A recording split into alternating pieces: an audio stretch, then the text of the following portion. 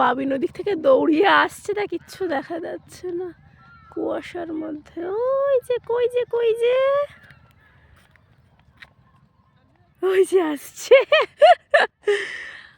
একটা উঁচু ঢালু জায়গা আছে, মানে ওই জমিতে ওঠার রাস্তা থেকে ও সেই উঁচু ঢালু জায়গা পেয়ে বারবার উঠছে আর নামছে।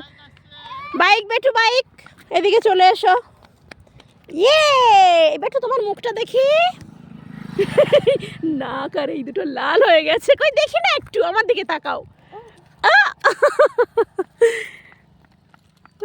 আর যেও না বেটা, বেটা আর যেও না। শোনাই হাওয়া দিচ্ছে সেরকম।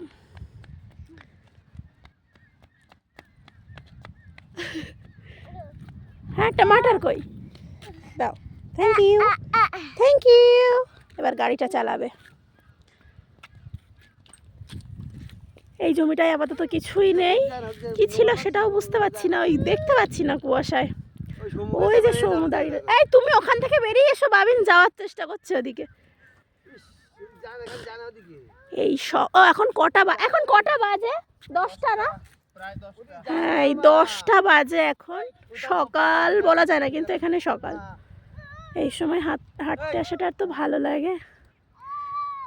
এত চারিদিকে কুয়াশা, এত সুন্দর এই গ্রামটা, ভীষণ ভালো লাগে। হাওয়াও দিচ্ছে ভালোই, কিন্তু এই ঠান্ডাটা এখন আমাদের সহ্য হয়ে গেছে। 3-4 ডিগ্রি যেখানে টেম্পারেচার থাকে, এখানে আমাদের 13-14 থাকলে কিছু মনেই হয় না।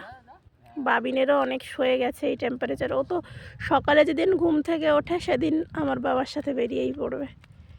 এই যে এই যে এই যে এই যে এই যে এই যে ও সোনা, ও সোনু, দেখো এই দুটো কি করছে দেখো। একটু জল পেয়ে অনেকটা দৌড়েছে তো, বেলা অনেকক্ষণ থেকে জল খুঁজছিল, একটু জল পেয়েছে। এই এবার উঠে আসবি, ওইদিকে যাবি না। যা করেছিস ওই অবস্থাটা, আর ওই জল খেতে পারবি? 2 হাত দূরেও কিছু দেখা যাচ্ছে না, এরকম অবস্থা। আর এই কুয়াশার মধ্যে এই গাছটা দেখতে সব থেকে ভালো লাগে। এই গাছটা, এখানে একটা গাছ আছে এই জায়গা, এই একটা গাছ, কিন্তু কুয়াশায় সেটা দেখা যাচ্ছে না। ওই যে জিমিবেলা নেমেছে, বাবিনও নামবে। গাড়ি আসছে, হ্যাঁ।